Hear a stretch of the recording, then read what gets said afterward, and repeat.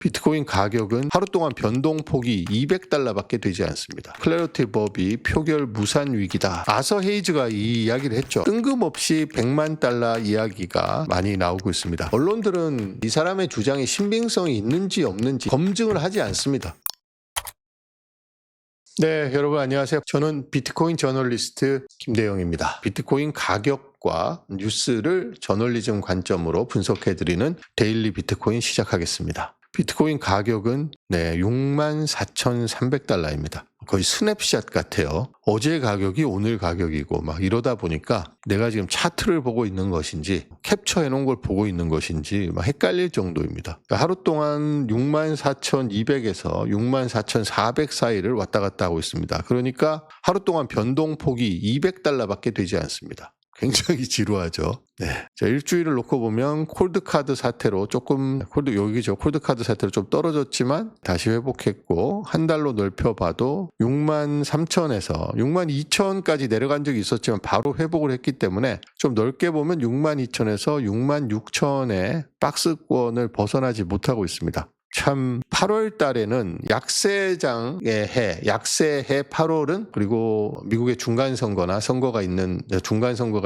2022년, 2018년 이제 8월 달은 계속 약세장이었습니다. 그런데 이번 8월 달에도 그래서 약세장을 예상을 다들 했죠. 전문가들이 과거의 패턴으로 봤을 때. 근데 지금은 8월 7일인데 아직 약세장으로 갈 기미가 없습니다. 이러다가 이제 확 떨어질 수도 있고 보란 듯이 또 올라갈 수도 있습니다. 그래서 저는 방향성을 무조건 한 번 더 하락해서 $50,000 밑을 보고 갈 것이다 라는 그런 전망에는 흔쾌히 동의하지 않습니다. 그럴 수도 있고 안 그럴 수도 있죠. 과거에 그런 패턴이 나타났으니까 또 아직은 과거의 하락장보다 길이가 짧습니다. 기간이. 이제 10개월 정도 됐으니까 딱 이제 10개월 됐네요. 작년 10월 10일부터 떨어지기 시작했고 올타임 하이가 10월 7일 날 만들어졌으니까 오늘이 8월 7일이면 10개월 됐습니다. ATH에서. 여기서부터 다시 올라갈지는 알 수가 없습니다. 항상 우리의 예상을 벗어나는 움직임을 보일 수 있기 때문에 그냥 갖고 계신 분들은 그냥 계속 들고 가시고 여유 자금이 있는 분들은 꾸준히 비트코인 수량을 늘리시는 방법이 가장 좋은 방법이다. 그리고 지금 제 방송 보시는 분들 중에서 비트코인을 홀드하고 계신 분도 있지만 이미 팔고 난 다음에 진입 시점을 노리고 계신 분들도 있을 것 같은데 10월까지 기다리지 마시고 그냥 조금씩 사시는 게 좋지 않을까 하는 게 제 생각입니다. 10월 달에부터 오른다라는 보장은 어디에도 없습니다. 비트코인 가격이 너무 지루하다 보니까 지금 관심도 식었고 거래량도 바닥입니다. 주변에 비트코인 이야기하는 사람도 없고 비트코인 유튜브 채널 조회수도 다들 떨어졌겠죠. 제 채널 같은 경우에는 6월 달 기준으로 보면 지금 절반도 안 나오고 있습니다. 그만큼 비트코인에 대한 관심이 없다는 이야기죠. 이런 시기가 지나가면 이제 그다음부터는 오릅니다. 지금 관심도로 보나 가격으로 보나 모든 게 바닥에서 나타나는 그런 현상들을 보이고 있습니다. 자, 비트코인 뉴스를 한번 살펴보도록 하겠습니다. 클래리티 법안 처리 즈음에 64,000달러대 횡보, 65,000달러 문턱서 숨고르기, 콜드카드 해킹 후폭풍, 비트코인 현물 ETF 커스터디 수요 커진다. 이것은 뭐 단기적으로는 당연히 기관 커스터디나 아니면 거래소 지갑이라든지 아니면 현물 ETF를 보유하겠다. 라는 수요가 단기적으로 늘어날 수밖에 없습니다. 그런데 콜드카드 해킹 사태로 실제 가격에는 거의 영향이 없었고 실제로 움직인 비트코인도 별로 많지 않다고 합니다. 한 10만 비트코인 조금 더 움직였다라고 하던데 그래서 콜드카드 사태에 대해서 사람들이 이것은 비트코인의 프로토콜의 문제도 아니고 비트코인의 보안 문제도 아닙니다.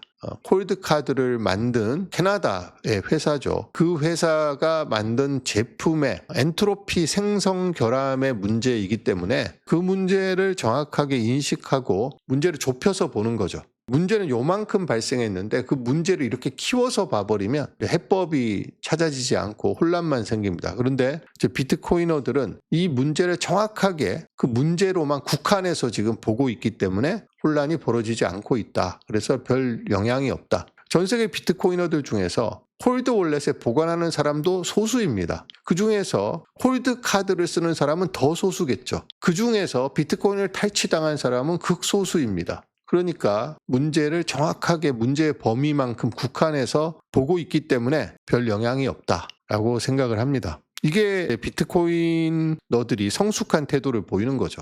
별것 아닌 일에 문제의 범위를 확대해서 이게 무슨 셀프 커스터디 자체의 문제라거나 콜드 월렛 전체의 문제라거나 이렇게 확대해서 보지 않고 있습니다. 자, 이 제목은 ETF 훈풍에도 비트코인 발목 잡는 10월 바닥론. 사람들이 10월에 가서야 바닥을 찍고 올라갈 것이다 라고 너무 많은 사람들이 생각하니까 안 사고 있습니다, 지금.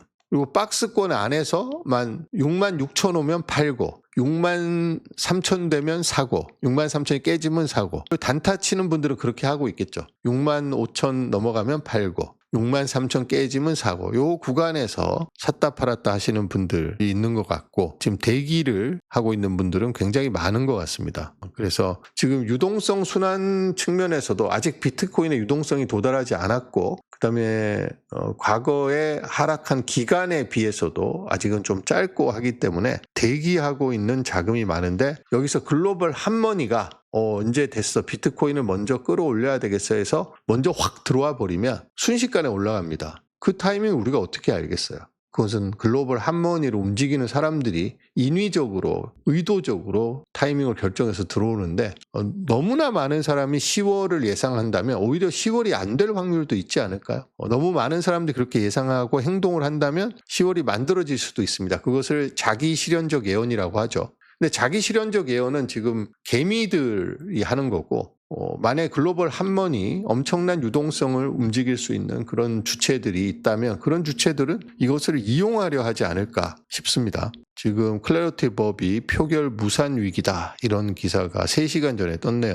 저는 말씀드렸지만 클래리티 법이 통과가 되면 약간의 호재는 되겠지만 클래리티 법이 이번 회기 내에서 통과되지 않는다 그래서 비트코인 가격이 그것 때문에 크게 하락하거나 이럴 일은 없을 것이라고 생각을 했습니다. 아직 시간이 좀 남았으니까 정치적 합의라는 게 서로 지금 뒤에서 협상을 하고 있다면 합의만 이루어지면 표결은 바로 할 수 있으니까 완전히 물 건너갔다고 하기 전까지는 좀 더 지켜보면 되겠습니다. 확률이 높지는 않습니다만.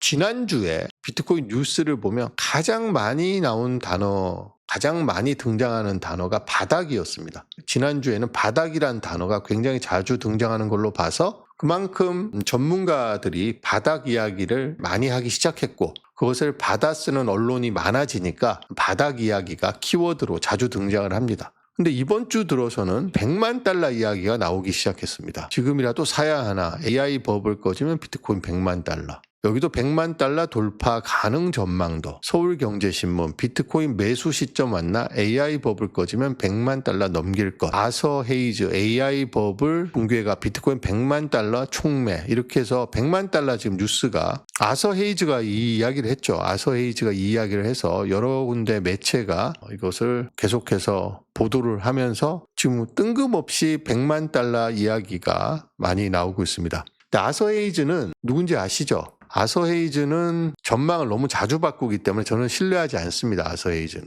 이 사람이 비트코인에 대해서도 전망을 수시로 바꾸고 있고 하기 때문에 본인은 비트코인 암호화폐 투자에서 큰 돈을 번 거는 맞는데 비트코인과 관련해서는 저는 이 사람의 전망을 신뢰하지는 않습니다. 그런데 지금 이 사람이 말해서 많은 언론들이 비트코인 100만 달러 보도를 쏟아내고 있습니다. 이 사람은 아서 헤이즈는 비트맥스 공동 창립자인데 아시는 분들은 다 아실 거예요. 이 사람입니다. 아서 헤이즈. 그래서 이 사람이 5만 달러까지 떨어진다고 이야기했다. 갑자기 또 100만 달러 된다고 이야기했다가 이야기하는데 제가 읽어보니까 100만 달러는 AI 버블이 완전히 터지면 미국 정부가 유동성을 엄청나게 늘릴 것이다. AI 버블이 터진 것을 수습하기 위해서 유동성을 엄청나게 늘릴 것이고 그 유동성이 일단 비트코인으로 들어올 것이다. 그러면 비트코인이 100만 달러가 간다는 이야기입니다. 여러 가지 가정이 있죠. 일단 AI 버블이 터져야 되고 그걸 수습하기 위해서 미국이 유동성을 엄청 늘려야 됩니다. 근데 그 유동성이 AI로 가는 게 아니라 비트코인으로 먼저 올 거다라는 전망입니다. 지금 너무 많은 언론이 이걸 써갖고 언론들은 검증을 하지 않습니다. 이 사람의 주장에 신빙성이 있는지 없는지, 이 사람이 과거에 어떤 헛소리를 했는지 이런 거는 검증하지 않습니다. 그래서 제레미 그랜섬 같은 사람들이 비트코인은 서서히 사라질 것이다. 왜냐하면 장도 못 보고 밥값도 못 내니까, 이런 뉴스를 그냥 무비판적으로 마구 양산한 것처럼 아서 헤이즈 이 기사도 마찬가지입니다. 아서 헤이즈의 이 기사가 이런 정도의 가치가 있는지 저는 잘 모르겠습니다. 그래서 엊그제까지는 사라질 것이라고 몇 달 전에는 보도를 해놓고 지금은 또 100만 달러 이야기를 합니다. 그러니까 뉴스만 보는 일반 독자들, 일반 시민들은 갈피를 잡을 수가 없죠. 망한다고 했다가 다시 100만 달러 간다고 합니다. 지금 비트코인 가격이 12만 6천에서 6만으로 미끄러져 내릴 때 비트코인 망한다는 뉴스를 대서특필해서, 제가 말씀드렸지만 지금 90세가 다 된 저희 노모께서 그 뉴스를 보고 아들 걱정을 할 정도로 비트코인이 사라진다고 뉴스에서 계속 나오던데 괜찮냐 이렇게 물어보실 정도로 많은 사람들의 심리에 영향을 줍니다.